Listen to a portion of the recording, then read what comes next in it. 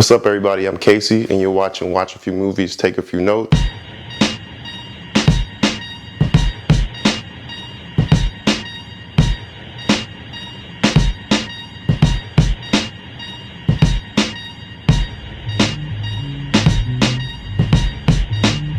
Watch a few movies, take a few notes. And today I'm going to be reviewing the new Biggie documentary on Netflix entitled I Got a Story to Tell. Just gonna do our thing forever. Forever and ever. And if you don't know, now you know. If you haven't watched the documentary yet, this is your spoiler warning. So come back, leave a comment, let me know what you liked about it. But yeah, it's going to be a lot of spoilers in this review. I Got a Story to Tell tells the story of a young Biggie Smalls before he becomes a huge rap star in the 90s. To start off with my likes, I guess I have to talk about how it's given to us pretty much through old footage.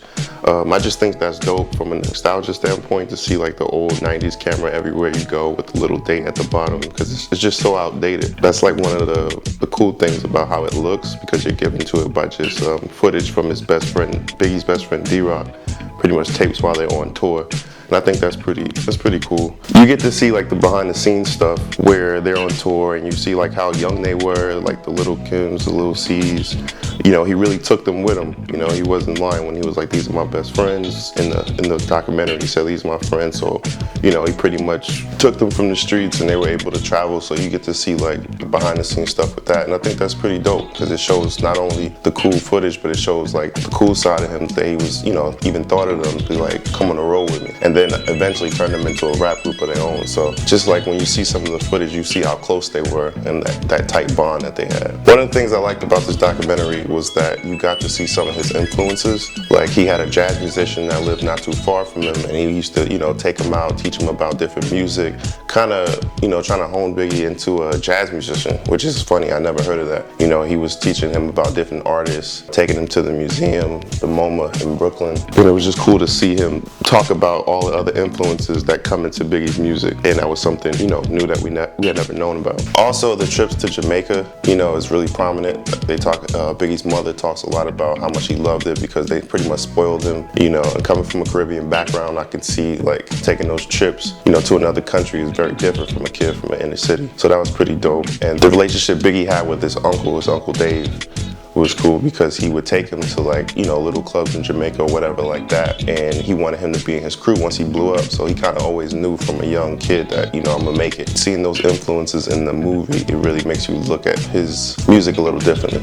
The last thing I could say I really liked or impressed me about this documentary was the geography. I mean, they show, if you're not from Brooklyn or New York, you don't know anything about Fulton Street, or when you hear it in a rapper's lyrics. So I thought it was pretty dope how they showed where everybody was coming from down to where Biggie lived in Brooklyn. That was pretty dope. Like you saw Diddy coming from Harlem all the way down to Brooklyn, and he was like, nobody, you know, really went out there, because all Brooklyn was about at the time was about robbing, and Harlem was more flashy, and you get to see like, you know, exactly where it's from if you're not familiar with New York. And I thought that was fresh. I had never seen that done, you know, especially in a hip hop documentary. They talk about all these hoods and stuff like that, but if you're not familiar with New York, you get a little bit of that taste of that. And I thought that was a nice touch. But we could have done without this documentary. You know, they didn't have new points of views, new information, and you kind of question why they did it in the first place. But one thing I didn't like about this documentary is how they make it seem like they have so much footage, and they really don't. I mean, if you watch the dates on the camera that D-Rock had, it's really just about 2 days, you know, in July in 1995. But they stretch out the documentary like there's so much film, and it's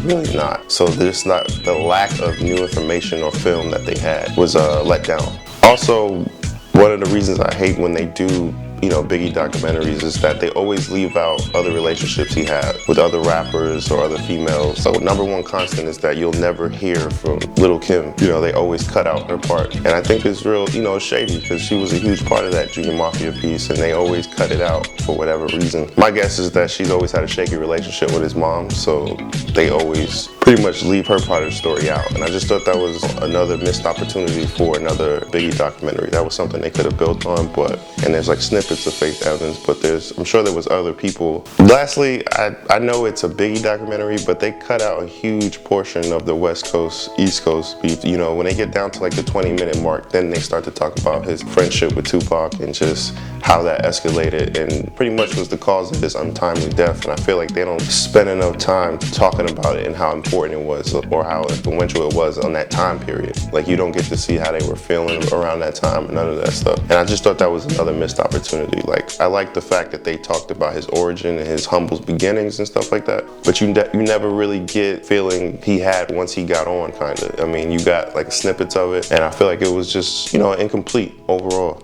All in all, out of a hate it, like it, or love it, I have to give it a like it. Go out and watch yourself. Come back, leave a comment, a like, subscribe.